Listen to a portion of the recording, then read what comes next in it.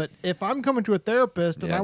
I'm having them listen to me, I don't expect it to be first session. Oh, by the way, here's your problem. But as you build a relationship, if my therapist isn't giving me feedback to help me process it, that's a crappy therapist. I'm sorry, but and so that's an issue because we've talked about that before. Like sometimes you don't like giving formal treatment plans or certain things like this, and there's certain things you have to let your client work through.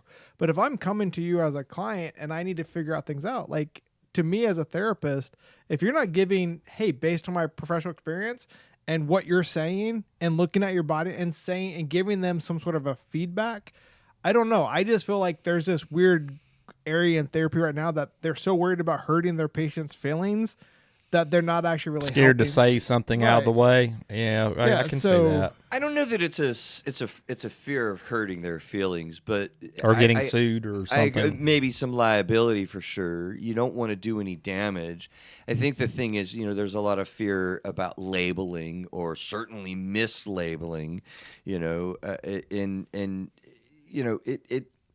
it's about like I need to process with you rather than be directive and tell you something.